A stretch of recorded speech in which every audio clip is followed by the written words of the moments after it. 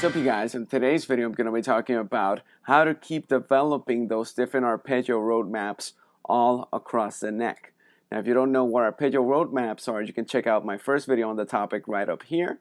But essentially, it's just developing different set patterns using sweep picking and arpeggios all over the neck. Now, what I mean by that is that you have the ability to go from this octave to this octave. Now, one way I decided to go about doing that is to focus on having different patterns all across the neck using the different cage system octaves. Now, this actual study or lick or whatever you want to call it that I did at the beginning does not really use cage system patterns.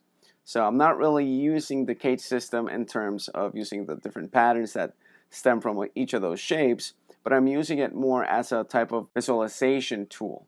And that's really what I believe all these different 3-note per strings and cage system and all those different things are actually meant to be used as visualization tools. Now in this case, I just decided to use the different octaves that stem from G minor, which is the key of the lick at the beginning of the video. And I have a pattern here, I have a pattern here, another one here, another one here, and then the last one right here, to just be able to finish right where we started, except an octave above. So essentially, I'm breaking down the neck into 5 parts, and I'm adding different patterns, different arpeggio patterns, using sweep picking that I can play from all those different positions. Now, to begin the lick, I begin over here. Now, you're going to notice that some of these arpeggio sequences I actually did in the first video, but I'm just adding different spots that I've been finding to be easy, at least for me, the different movements that I've been liking and that I can incorporate into my playing and different arpeggio roadmaps. So I'm going to be starting from this position right here, and I'm going to be using this Franco and Bali type sweep from G minor. So I'm going to go like this. Now there I'm already doing 2 different spots. I'm using this octave right here, and I'm using this spot right here. From there, I move to the next octave right here, and I begin, and I go into this shape right here. So up until now, I have.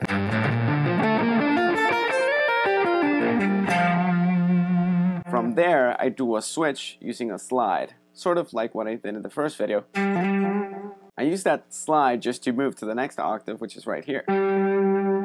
And then from there, I just do this type of movement going up.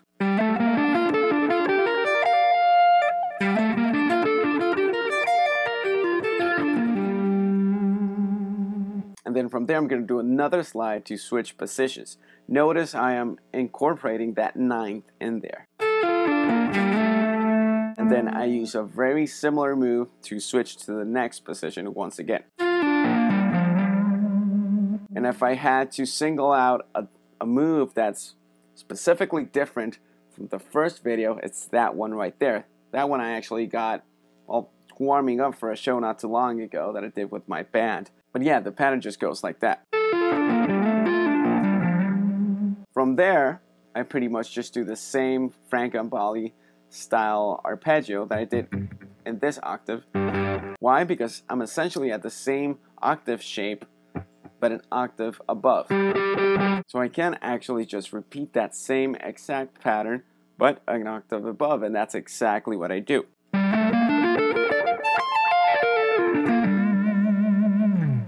And that's the whole lick right there. Now it's very important to have those different octave shapes really down. You have to be able to begin the sequence from any of those different patterns.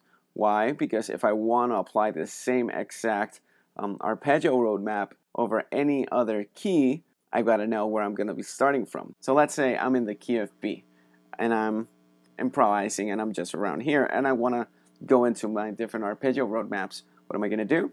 I've got this position right here. What that means is that I have this guy down. So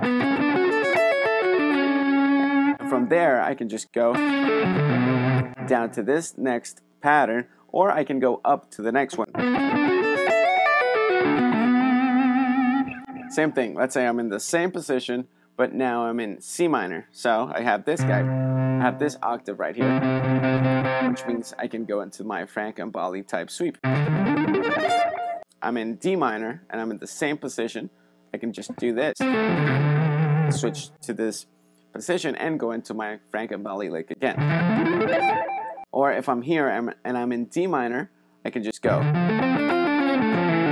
and finish on this octave. So I'm beginning on this octave and then I'm going into this one. And so on and so on. You can do that over any type of key. So it's very important to have those 5 different shapes all over the neck. And not just those 5 different movements. You want to keep developing those different movements. Like in my first video, I was in D minor and I did this type of position from this octave. And in this video, I decided to switch from this position to this position using a different type of movement. So I'm here instead of going. It's all about maintaining a steady growth of development within those different patterns, developing more and more movements between those patterns.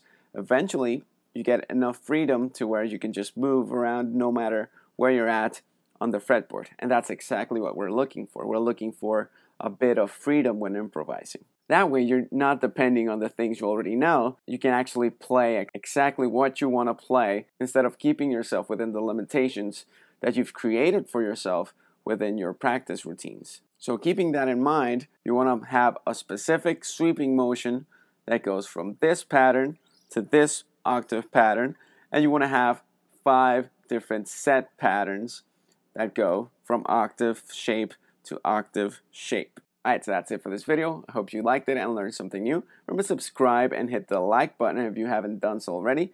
Comment below if you have any questions or suggestions. If you're interested in private lessons, you can go to my website, juanantoniomusic.com, and check out all the different lesson packs that I have there available. You can also take a look at my different products like my book, The Art of Scale Weaving, and my instructional box set with the guys from Guitar Tutorials called 10 Modern Fusion Licks. Now, if you've ever had any questions about the gear that I use, the actual camera that I'm using to film this, the different guitars I use, the lights, the interface, pretty much anything that I'm using right now as of this moment, even this little tiny microphone I have on my neck, you can go to my website, juanantoniomusic.com/gear, and you'll find a whole list of the different equipment that I use. And within that list, you can find different links to where you can find more information and even acquire them if you're interested. All right, thanks for watching.